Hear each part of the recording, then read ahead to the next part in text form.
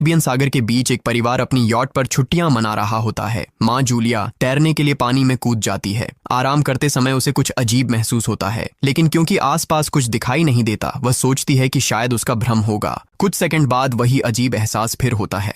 इस बार भी कुछ नजर नहीं आता, लेकिन अब वह घबरा जाती है और यॉट की तरफ तैरना शुरू करती है। तभी अचानक कोई उसकी टांग खींचने लगता है और वह मदद के लिए जोर जोर से चिल्लाने लगती है। उसकी बेटी कैसी हेडफोन लगाकर म्यूजिक सुन रही होती है, इसलिए उसे कुछ सुनाई नहीं देता। पति टॉम और बेटा बेन मछली पकड़ने में व्यस्त होते हैं। जूलिया पानी के ऊपर टिकने की कोशिश करती है, लेकिन मुंह में पानी जाने की वजह से चिल्लाना मुश्किल हो जाता है। थोड़ी देर बाद टॉम को एहसास होता है कि काफी देर से उसने जूलिया को नहीं देखा। वह यॉट पर उसे ढूंढता है और फिर अपनी पत्नी को खतरे में देख लेता है। वह बच्चों को बुलाता है, यॉट को उस तरफ ले जाता है और पानी में कूद जाता है। जल्दी से जूलिया तक पहुंचकर उसे संभालता है और यॉट की ओर तैरता है। बच्चे दोनों को ऊपर खींच लेते हैं। परिवार जूलिया को संभालता है, लेकिन जूलिया खुद को समझाती है कि शायद लहरों की वजह से ऐसा हुआ होगा। रात को सब मिलकर बेन का जन्मदिन मनाते हैं। कैसी को उसके बॉयफ्रेंड का कॉल आता है, तो वह लैपटॉप लेकर बाहर चली जाती है। वीडियो कॉल में उसका बॉयफ्रेंड दिखाता है कि शहर के ऊपर बड़े बड़े काले बादल छा गए हैं। कॉल ग्लिच होकर फ्रीज हो जाती है।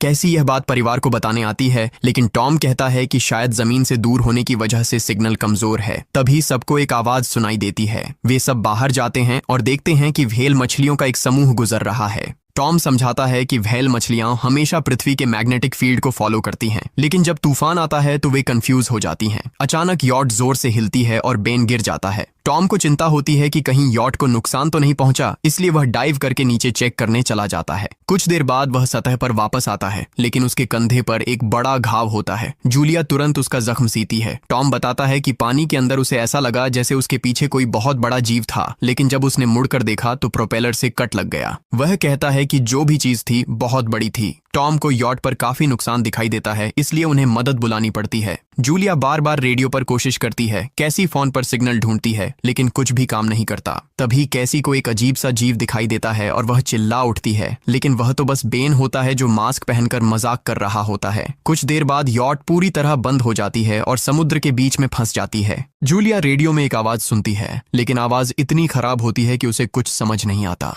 टॉम परिवार को बताता है कि उनके पास सिर्फ 4 दिन का खाना पानी बचा है और अब उन्हें किसी मछली पकड़ने वाली नाव का इंतजार करना होगा। अचानक रडार पर कुछ डिटेक्ट होता है और परिवार को एक अजीब सी आवाज सुनाई देती है। सब दौड़कर बाहर आते हैं और हैरानी से देखते हैं कि कई सारे उल्कापिंड जमीन पर गिर रहे हैं। जहां जहां उल्कापिंड गिरते हैं वहां बड़े धमाके होते हैं। एक उल्कापिंड पानी में उनके पास गिरता है तो टॉम तुरंत यॉट को चलाने की कोशिश करता है। इंजन मुश्किल से चलता है, लेकिन तभी एक और उल्कापिंड उस इलाके को हिट करता है। परिवार डर के मारे एक दूसरे